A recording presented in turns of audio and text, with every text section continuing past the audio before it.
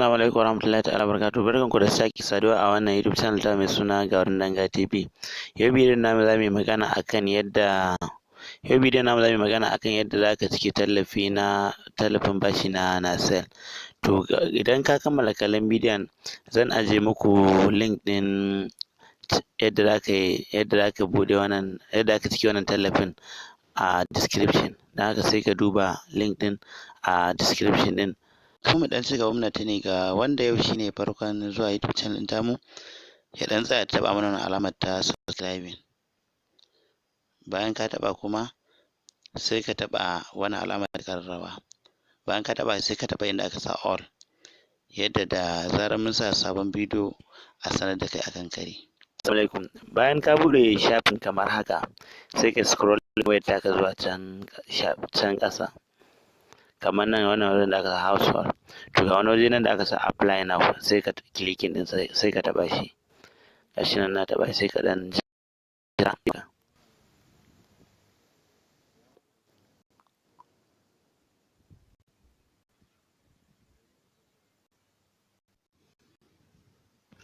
Sai ka jira shi dai kamar haka.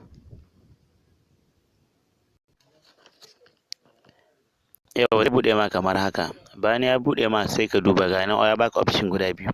Akwai inda aka sa new, akwai returning. Idan kamar misali ka taba cika shi ne zaka sa returning. Idan kuma sabon zuwa ne sai ka taba new. To haka sai ka taba new kamar haka. Yawwa. Bayan ka yi mata tick zai baka wannan reference number. To wannan number misali inda dama kai saving ɗinta ko kai screenshot ɗinta ko kuma copy ta a takarda. Amfanin ta shine idan in case kana cikin sai ka samu matsala wayar ta yi free, to in zaka dawo kamar zaka yi return za su tambaye ka reference number sai ka sa musu ita. To bayan ka buɗe nan sai ka taɓa nan wajen da aka sa continue. Idan ka taɓa zai dawo da kai fuskar ka ta baya. To idan ya dawo da kai wannan fuskar sai ka da aka sa next. Ga nan zan yi cycle ɗinsa. Wannan wajen da aka sa next shi za ka taɓa. Gashi nan na taɓa shi. To bayan ka taɓa zai baka shafi na biyu, step 2 kenan. Gashi nan ya baka inda zaka sa bibiyan ɗinka kamar haka. Yau zai buɗe ma kamar haka. Na farko ne akwai inda aka sa title. Idan ka taɓa zai baka gashi nan. Idan ka taɓa title zai baka nan ga nan Mr. wannan. Sai ka taɓa inda aka sa Mr. ɗin. Bayan ka taɓa shi sai ka tafi na gaba. Na gaba za su tambaye ka sa BBN ɗinka. To idan ka sa BBN ɗinka nan inda za ka sa kamar first name ɗinka da last name ɗinka da others name da kuma gender da date of birth ba a buƙatar sai ka sa. In har ka sa BBN ɗinka daidai to za ka already sun dauko information ɗin daga BBN ɗinka sun cike maka wajen. Da haka sai ka zo ka sa BBN ɗinka daidai nan ɗin. Yawa bayan ka sa BBN za ta watso maka information ɗin. Gashi nan ta sa sunan nawa da kuma date of birth na da sauran. To amma idan misali ka sa BBN ɗin ka ga bata baka ba, to ka fidda ko number ɗaya ne sai ƙara mai da number sai kai ƙara da try kai kamar sau biyu ko sau uku, to in Allah da za ga information ɗin naka ta bayar. Bayan nan kuma sai ka zo nan inda aka sa state of resident sai ka sa state ɗinka. To ni da yake Kano ne gashi nan na sa Kano a wajen. Sai kuma gashi nan inda za ka sa email ɗinka sai ka nan inda aka sa email ɗinka sai ka sa email ɗinka. Sannan kuma ga nan da ka sa confirm your email na ma sai ƙara maimaita email ɗin naka. Yawwa sai kuma nan inda aka sa marital status sai ka sa idan single ne ka sa single, idan married ne ka sa. Yawwa ga nan sai na gaba enter your phone number. To da haka nan sai ka sa phone number ka a wajen. Ga nan zan sa ta kamar haka. Ga nan zan sa. Yau to bayan ka sa kuma phone number naka sai nan inda ka sa state of origin sai ka sa sunan state ɗinka. Da yake ni Kano ne zan sa Kano. Gashi nan. Yau kamar haka. Bayan ka sa state ɗinka sai kuma local government. Yau da yake ina gaba sa local government gashi nan zan sa. To da haka nan ma sai ka sa local government ɗinka. Yau kamar haka. Bayan ka sa local government naka sai na gaba region of origin. To da yake ni ina northwest zan sa northwest. Nan sai ka duba daga akwai option naka sai ka cike. Na ga ni zan sa northwest.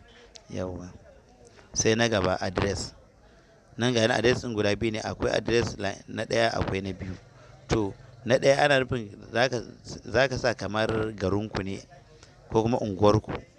Yau to ga na sa unguwarmu, to na biyun ma ga shi dai a shi ma na sa unguwarmu. To amma zaka sa na biyun, zaka isa a na biyun in ka gana ma zaka isa kamar mazaɓarka, kamar inda akwatinka take, ko kuma in ka gana ma ka sa kawai duk unguwar taku. Yawwa, sai na gaba da aka ce select referral nirsal abin branch, nan sai ka sa branch din nirsal na mafi kusa da kai. To na da yake ni ina Kano ne, gashi nan na dauko na kanan nasa.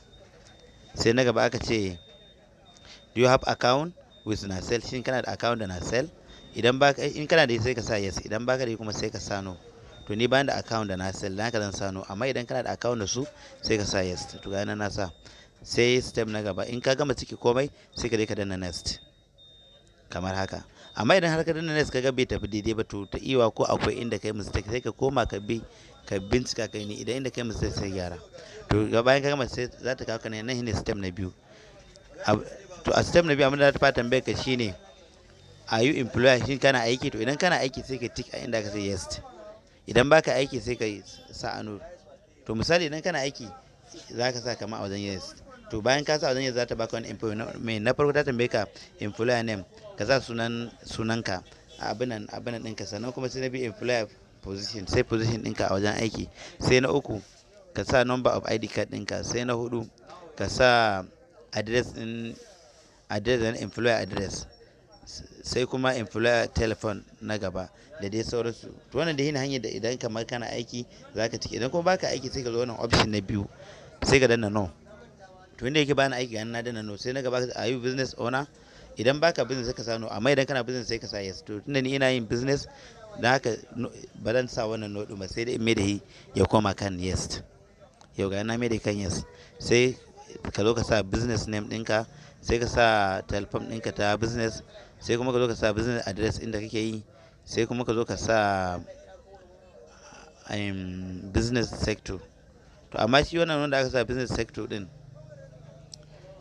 yau bayan shi kuma bayan shi sai business sector shi ma sai ka cike.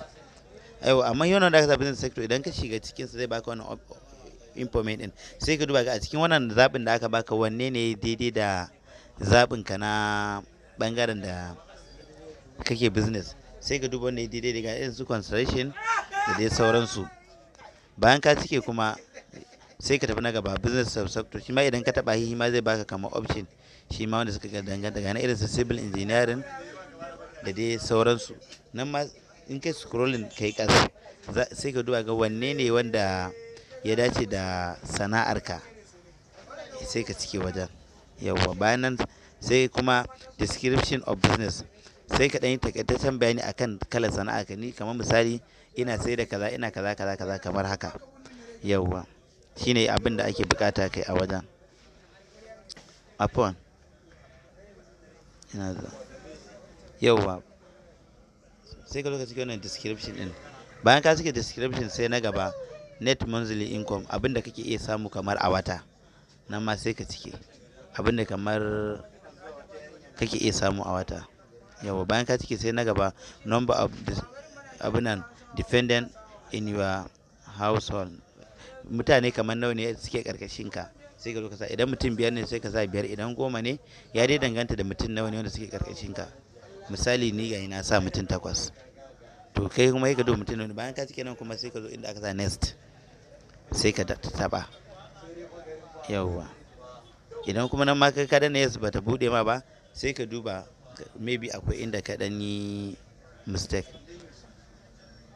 Yawwa, bayan nan kuma sai wannan step na manta ban bayanin step na wannan da ya wuce. Step na shi kuma step na zaka duba ne gati a nan din wanne ne wanda ya daidai da a nan, sai ka duba ga wanne ne wanda ya daidai da ok, nan tick kawai ake bukata ka anan. Da na ana ma magana ne inda daman ka cike ne wanda daga wanda a ba 50,000 ne zuwa wanda a ba miliyan 1. Yau sai step na 5.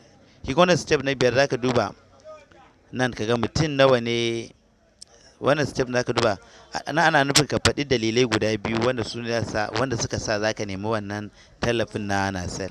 To misali ni zan cike wannan na farkon da aka ce to start a business due to loss of job.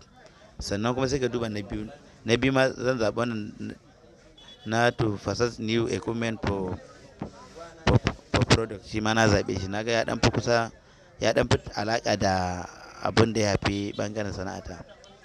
Yau sai wannan, sai kuma loan amount you are apply for, nan kuma yake cike. Ok, afwan. Yau nan kuma sai ka cike amount ɗin kamar abin da kake ganin zaka nema. To ni ga na sa 400,000. Tun dai kan 50,000 zuwa miliyan 1 zaka isa, amma kada ka sa abin da ya haura miliyan, saboda iyaka naira miliyan shine iyaka abin da za a yi bada wannan tallafin. Idan ka sa sama da haka, gaskiya bai zama lallai ka samu ba.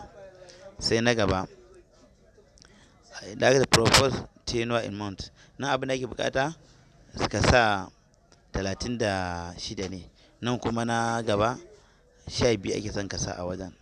Yawwa, bayan ka gama cike komai sai ka zo ka danna next. Yawwa.